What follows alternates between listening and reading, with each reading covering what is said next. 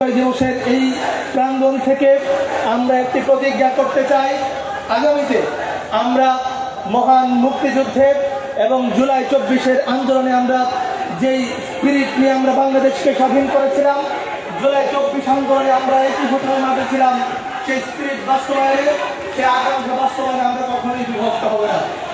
চট্টগ্রাম বিশ্ববিদ্যালয়ের চাকসুর পক্ষ থেকে বিশ্ববিদ্যালয়ের ক্রিয়াশীল সকল রাজনৈতিক সংগঠন, ছাত্র শিবির, ছাত্রদল, সকল অন্যান্য ক্রিয়াশীল ছাত্র সংগঠনকে জুলাইয়ের ঐক্যে একসাথে মাঠে থেকে চট্টগ্রাম বিশ্ববিদ্যালয়ের পরিবেশকে স্থিতিশীল রাখার জন্য, চট্টগ্রাম বিশ্ববিদ্যালয়ের শিক্ষার্থীদের শিক্ষার সুস্থ পরিবেশ নিশ্চিত করার লক্ষ্যে, নিরাপত্তা আদায়ের লক্ষ্যে আমি সকল পক্ষকে সংযত হওয়ার এবং সকল পক্ষকে বিশ্ববিদ্যালয়ের পক্ষে থাকার আহ্বান জানাচ্ছি। বিশ্ববিদ্যালয়ের প্রশাসনকে আমি দাবি জানাতে চাই, তারা যেন বিশ্ববিদ্যালয়ের যথাযথ নিরাপত্তা যেন তারা নিশ্চিত করে। আমরা দেখেছি যে গতকালও চট্টগ্রাম বিশ্ববিদ্যালয়ের 5 আগস্টের পরে এই প্রথমবারের মতো বহিরাগতদের নিয়ে এসে সন্ত্রাস করার একটা অপচেষ্টা করা হয়েছে। আমরা চাকসুর পক্ষ থেকে তীব্র নিন্দা ও প্রতিবাদ জানাচ্ছি।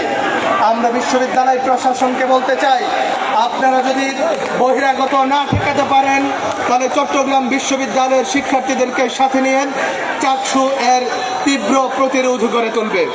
আমরা আজকের এই বিজয় দিবসের এই আলোচনা সভা থেকে বিজয়ের সকল শহীদদের, 71-এর সকল শহীদদের, 24-এর সকল শহীদদের এবং 71 থেকে 24-এর মাঝামাঝি বাংলাদেশের সকল গণতান্ত্রিক আন্দোলনে যারা শাহাদাত বরণ করেছেন সবাইকে যেন আল্লাহ তাআলা শাহাদাতের মর্যাদা দান করেন, আমরা আল্লাহ তাআলার কাছে দোয়া কামনা করছি।